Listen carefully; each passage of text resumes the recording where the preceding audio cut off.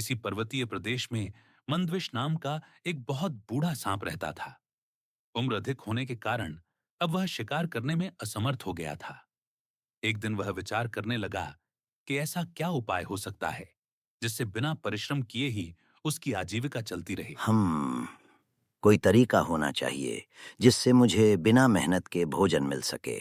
उसी वन के पास ही एक सुंदर तालाब भी था जो पूरी तरह मेंढकों से भरा हुआ था। इन मेंढकों का एक राजा था, राजा जलपाद।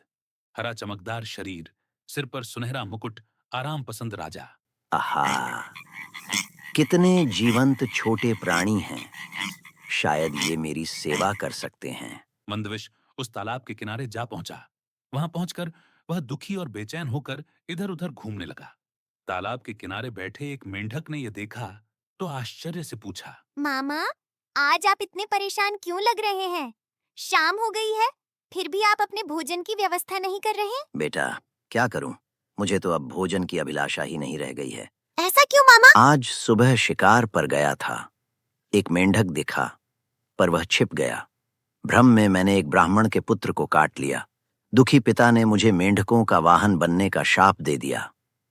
बस तुम लोगों के वाहन बनने के उद्देश्य से ही मैं यहाँ तुम लोगों के पास आया हूँ। मेंढक उसकी यह बात सुनकर अपने साथियों के पास गया और उनको भी उसने सांप की वह बात सुना दी।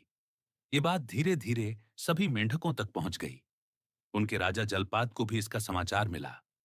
उसको यह सुनकर बड़ा आश्चर्य हुआ। चलकर देखना होगा ये कौन सा सांप है जो मेंढकों का वाहन बनना चाहता है। राजा जलपाद स्वयं सांप के पास गया। मैं इस तालाब का राजा हूँ। यहाँ सब कुछ मेरे आदेश से ही चलता है। राजा की सेवा करना मेरे लिए सौभाग्य है। अगर ऐसा है तो मैं पहले बैठूंगा। जैसा आपकी इच्छा महाराज। अब से मैं आपका सेवक हूँ। और सबसे पहले जलपाद उसके फन पर चढ़ गया। अपने राजा को चढ़ा देख अन्य सभी मेंढक भी सांप की पीठ पर बैठ गए। सांप ने किसी को कुछ नहीं कहा। मंदवेश ने उन्हें भांति भांति के करतब दिखाए। सांप की कोमल त्वचा के स्पर्श को पाकर जलपाद तो बहुत ही प्रसन्न हुआ। वाह, कितनी आरामदायक सवारी है। इस प्रकार एक दिन निकल गया। दूसरे दिन जब वह उनको बैठाकर चला तो उससे चला नहीं गया।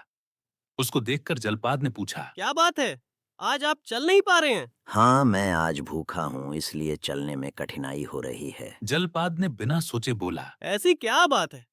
आप साधारण कोटि के छोटे मोटे मेंढकों को खा लिया कीजिए। कुछ मेंढक कम हो भी जाए तो क्या ही फर्क पड़ता है। बस यहीं से विनाश शुरू हो गया।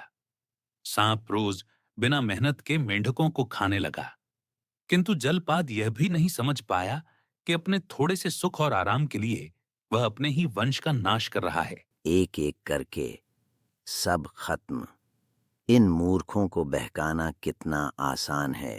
अंत में जब सभी मेंढक समाप्त हो गए तो एक दिन सांप ने राजा जलपाद को भी खा लिया। इस तरह मेंढकों का समूचा वंश ही नष्ट हो गया। सीख: दूरदर्शिता और सामूहिक हित को न समझने वाला शासक अपने लोगों के साथ स्वयं भी नष्ट हो जाता है।